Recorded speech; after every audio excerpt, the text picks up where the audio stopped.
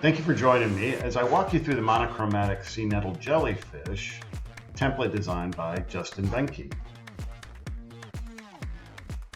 I was attracted to this particular design because of the idea of doing a monochromatic piece.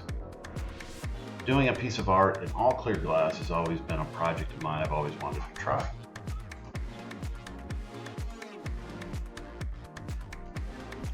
In setting up the pattern, the first thing I'll do is size it to my final size. And the reason for this is because I want to make sure that when I draw my lines across the pattern, they're also drawn at scale. If I start out with the original size and then scale up or down, my gap size that I'm used to working with, which is about anywhere from a 1/16 to an 1/8 of an inch, will become distorted. And either I'll have too much gap or not enough gap in assembling the piece.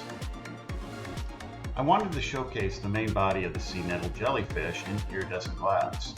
The reason for that is the color bands that you get with the iridescent glass. In order to be able to get it and cut it properly, I'll section out the golds from the blues and then see them fade up through the template piece itself. What this will do is when it's finally assembled is sort of give you depth in the sharper colors being at one point and then gradually degrading as you go down the particular template piece itself. Overall in the piece, you'll see later on that as you scroll up and down the piece, you'll sort of continue to get that rainbow feel in the jellyfish body.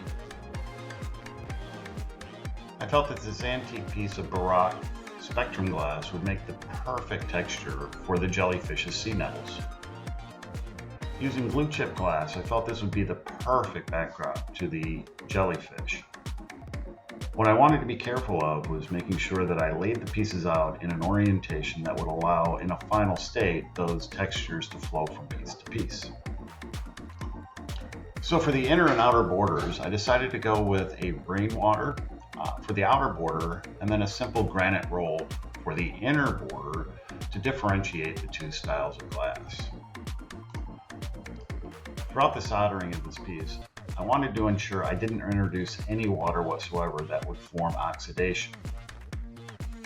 Once the soldering was completed, I was sure to remove the flux within 15 minutes of finishing those solder lines.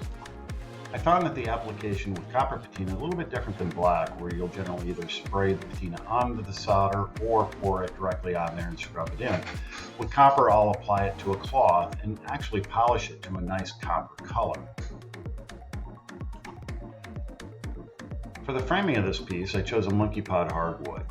The monkey pod hardwood has a great rustic look to it and also has little pits and imperfections that sort of give it a weathered look.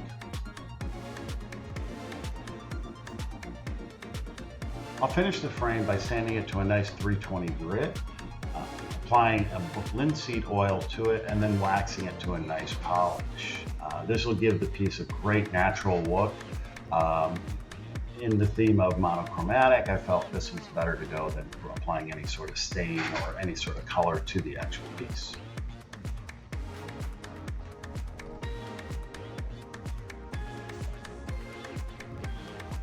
In finishing the panel, I'll use Clarity Stained Glass finishing compound and polish that into the glass and into the solder.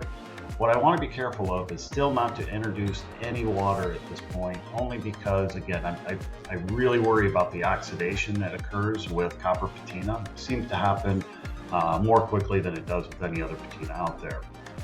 So if I do have any other cleaning I have to do, I'll use rubbing alcohol with a light polish in order to bring out that clean or that luster that I'm looking for. I'll finish that with a wax and a polish, but before I do, I'll do a final inspection of the copper. If I feel that there's still black or blotchy spots in the copper patina, again, I'll reapply and polish. And that polishing can take anywhere from minutes to several minutes in order to get that perfect color of copper that you're looking for in your piece. I found that the final results were absolutely spectacular. I achieved through the iridescent glass, the jellyfish having the color I was looking for, the slight color. The glue chip, as you can see, flows nicely from side to side. And the raindrop and granite roll, they differentiate themselves, and so you can feel that border is actually there.